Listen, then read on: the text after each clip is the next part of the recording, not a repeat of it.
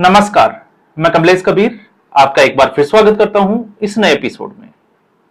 आज के इस एपिसोड में हम बात करने वाले हैं सड़क की नहीं संसद की, क्योंकि अब जिस तरीके से लगातार संसद में गतिरोध जारी है और लोकसभा और राज्यसभा की कार्रवाई लगातार स्थगित की जा रही है, तो अब पूरे देश की नजर जंतर मंतर पर नहीं, अब नजर है संसद पर।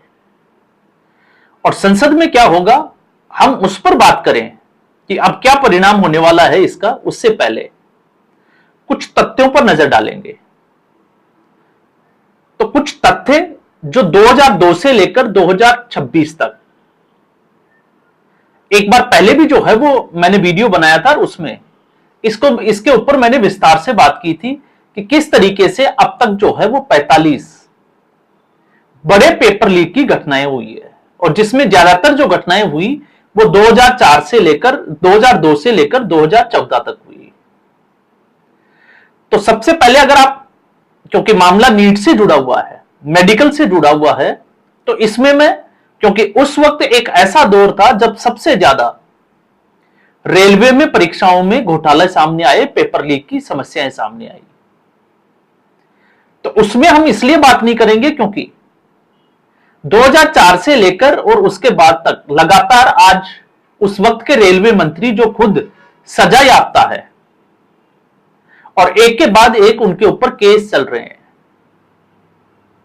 और डायरेक्ट इन्वॉल्वमेंट, क्योंकि आज जो लोग धर्मेंद्र प्रधान से इस्तीफा मांग रहे हैं, तो क्या धर्मेंद्र प्रधान ने, क्योंकि यहां समझने वाली बात यह है कि जब सीकर के एक कोचिंग संस्थान से यह मामला सामने आया तो सरकार ने इसके ऊपर तुरंत एक्शन लिया, तुरंत एफआईआर हुई, और उसके बाद में तुरंत जो है वो एक टीम गठित की गई।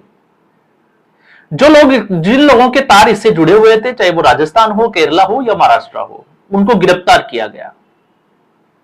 इस मामले को दबाया नहीं गया, इसको देर नहीं की गई, और इस परीक्षा को तुरंत प्रभाव से रद्द कर दिया गया और ऐलान किया गया कि नीट की परीक्षा दोबारा होगी, और सफलतापूर्वक उस परीक्षा को दोबारा भी करवा दिया गया। लेकिन जो लोग आज धर्मेंद्र प्रधान का इस्तीफा मांग रहे हैं, आप सोचकर देखिए कि रेल मंत्री रहते हुए खुद मंत्री के ऊपर अगर भ्रष्टाचार के आरोप हो, और उस वक्त सत्ता में कौन थे, और आप उसको छोड़ दीजिए, जो Arvind Kejriwal India against corruption के खिलाफ लड़ाई लड़कर आया, वो अब लालू प्रसाद यादव के साथ खड़ा दिखाई देता है, और यही स्थिति राहुल गांधी की है। तो राजनीतिक फायदे के लिए कुछ भी किया जा सकता है, और आज भी दोनों के बीच में जो है वो लड़ाई इसी तरीके की है, क्योंकि अब यह लड़ाई कॉकरोच जनता पार्टी से हटकर राहुल गांधी और अरविंद केजरीवाल के बीच के वर्चस्व की लड़ाई हो गई है। अरविंद केजरीवाल की सोशल मीडिया टीम ने जो है वो कमान संभाल ली है, और एक के बाद एक जो है वो जिस तरीके से 2011 से 2014 तक झूठे वादे किए, ठीक वही जो है वो इस वक्त परोसा जा रहा है। तो आंदोलन आम आदमी पार्टी ने खड़ा किया, इसमें जो है वो कतई कहने में जो है वो कोई बुराई नहीं है, लेकिन पॉलिटिकल माइलेज लेने के चक्कर में राहुल गांधी भी अब इसमें फंसते हुए दिखाई दे रहे हैं। माहौल बदल रहा है, अराजकता की स्थिति है, उसको नकार नहीं सकता। क्यों नहीं नकारा जा सकता? क्योंकि ये पार्टियां चाहती है कि किसी भी तरीके से अराजकता फैले। तो जब हम 2004 से लेकर अब तक की बात करते हैं, तो याद करिए 2004 सीबीएसई पीएमटी का जो पेपर था, पेपर लीक, उसके बाद 2006 एम्स की जो मेडिकल परीक्षा थी और जो ग्रेजुएशन की जो परीक्षा थी उसका पेपर लीक, उसके बाद 2007 AIEEE, 2008 में पीएमटी का, 2011 AIEEE और पीएमटी दोनों का पेपर जो है वो लीक हुआ था। पीएमटी उस वक्त जो है वो मेडिकल टेस्ट होता था, जिसको आज नीट बोला जाता है, और जिसको हम जेई बोलते हैं वो AIEEE। इसके अलावा 2012 एम्स का पेपर, 2013 महाराष्ट्र में HSC और राजस्थान में RPSC का पेपर लीक, 2014 CBSE का 10वीं क्लास का गणित, और अगर आप देखोगे तो 12वीं क्लास का अर्थशास्त्र का पेपर वो भी लीक हुआ। अब सवाल यह नहीं है, सवाल यह है कि आखिर कितने लोगों को इसमें सजा मिली। तो अब तक जो है वो लगभग 1800 से ज्यादा आरोपी बनाए गए पेपर लीक के मामले में 2002 से लेकर 2026 तक। लेकिन सजा मिलती है सिर्फ और सिर्फ 10 लोगों को सजा सुनाई जाती है। वैसे 18 लोगों को जो है वो इसके में जो है वो सारा कुछ आपको मिल जाएगा। लेकिन उस कहानी में क्या आता है, तो उस कहानी में 2010 का एक मामला जिसमें पेपर लीक की घटना और सीधे तौर पर रेल मंत्रालय से जुड़ी हुई, रेलवे की लोको पायलट और स्टेशन मास्टर की भर्ती का जो धांधली हुई, भ्रष्टाचार हुआ, पेपर लीक हुआ। और उस वक्त इसमें चेयरमैन जो थे वो खुद शामिल थे। तो चेयरमैन और 9 आरोपी और थे जिनके ऊपर आरोप सिद्ध हुआ। और आरोप जब सिद्ध हुआ तो सजा देने में कितना वक्त लगा, 30 जनवरी 2024 को उनको 5 साल की सजा दी गई। अब यहां पर जब उनको 5 साल की सजा दी गई तो 2 फरवरी 3 दिन के बाद में तेलंगाना हाईकोर्ट ने उन सभी आरोपियों को जमानत पर बाहर कर दिया। अब आप सोचकर देखिए कि भ्रष्टाचार कहां है और ये घटनाएं रुकती क्यों नहीं है। और इसीलिए आज प्रधानमंत्री नरेंद्र मोदी ने जब यह कहा कि फास्ट ट्रैक अदालत जो है वो इसकी सुनवाई करेगा और जल्द से जल्द इसमें सजा का प्रावधान होगा, तो बात घूमकर यही आ जाती है।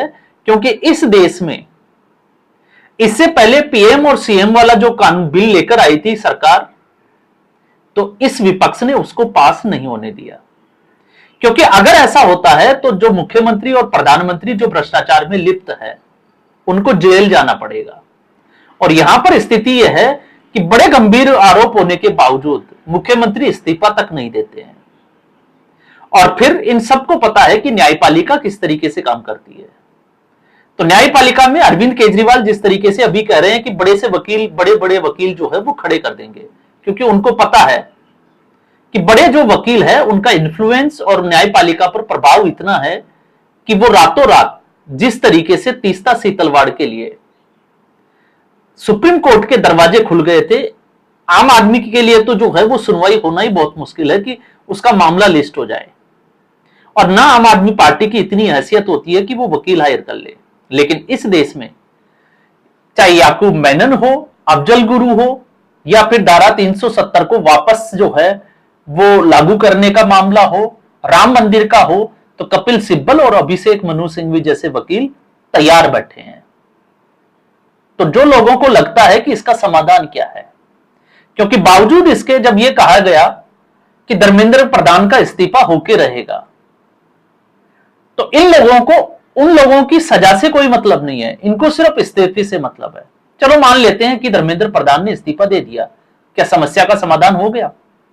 और अपराधी कल जो है वो बाहर घूमेंगे, फिर क्या होगा?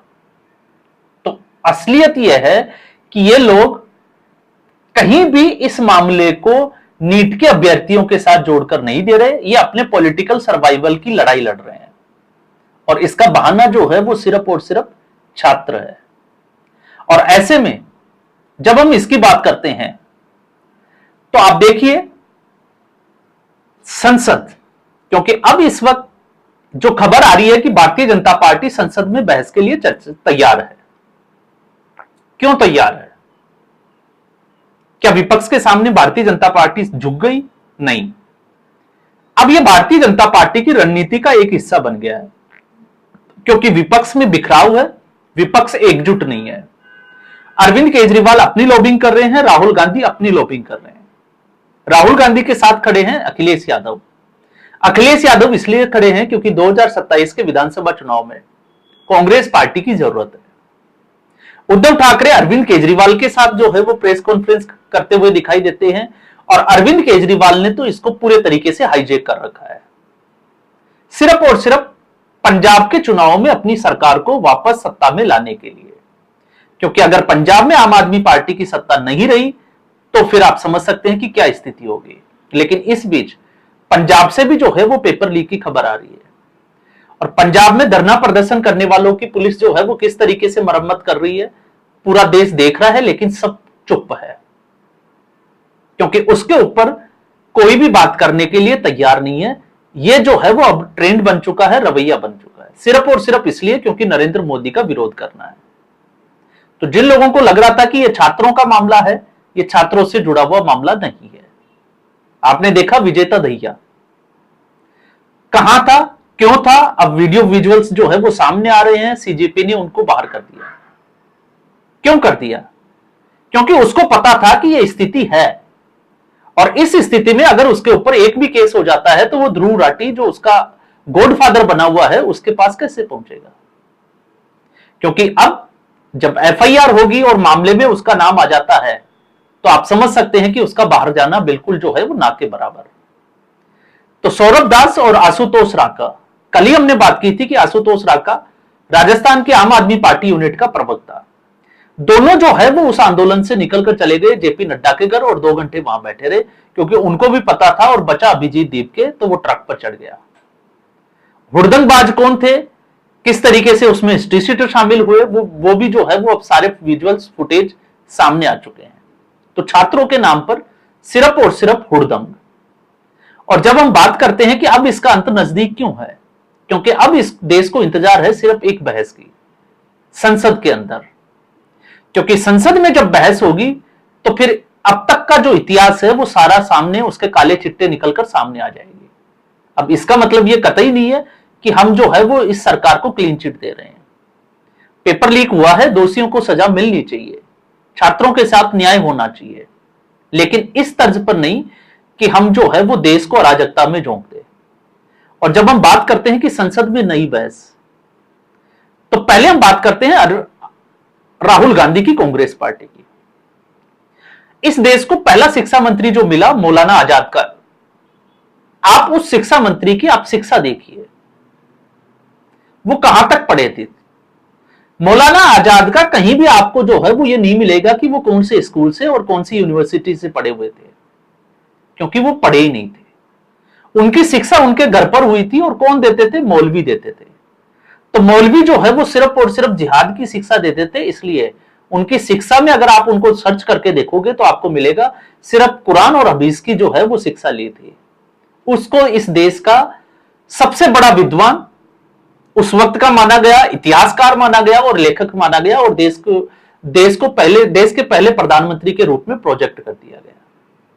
अब आपको अंदाजा लग गया होगा कि ऐसा व्यक्ति जो मदरसे में पढ़ा लिखा हो उसकी सोच क्या होगी, और उसने इस देश के शिक्षा तंत्र का क्या किया होगा। तो राहुल गांधी और कांग्रेस पार्टी अपने जो कारनामे जिनके काले चिट्टे हैं वो अब संसद में खुलवाने के लिए तैयार है। तो कांग्रेस पार्टी के लिए एक नया गड्ढा जो है वो तैयार है। अरविंद केजरीवाल इस वक्त जो है वो नीट के बहाने पंजाब के अभ्यर्थियों को जो है वो बधाई देने से रुक नहीं रहे, थक नहीं रहे। लेकिन मनीष सिसोदिया और अवध ओझा, मनीष सिसोदिया अपनी सीट हार गए। शिक्षा मंत्री सीधे तौर पर भ्रष्टाचार से जुड़ा हुआ, और टॉयलेट रूम को जो है वो क्लासरूम तक दिखाए गए, और ऐसा भ्रष्टाचार सिर्फ और सिर्फ आम आदमी पार्टी ही कर सकती है, फिर चाहे वो दिल्ली की सरकार हो या फिर पंजाब की सरकार हो, और दोनों में बुरी तरीके से वो एक्सपोज हो रहे हैं। तो स्थिति दोनों की एक ही जैसी बनी हुई है। इसलिए जिस दिन ये बहस होगी आप मानकर चलिए उसी रात जंतर मंतर खाली हो जाएगा, क्योंकि उसके बाद कुछ भी बचने वाला नहीं है। तो इस एपिसोड में फिलहाल इतना ही। उम्मीद करूंगा वीडियो एपिसोड आपको पसंद आया होगा। वीडियो को लाइक करें, शेयर करें, चैनल जरूर सब्सक्राइब करें। धन्यवाद।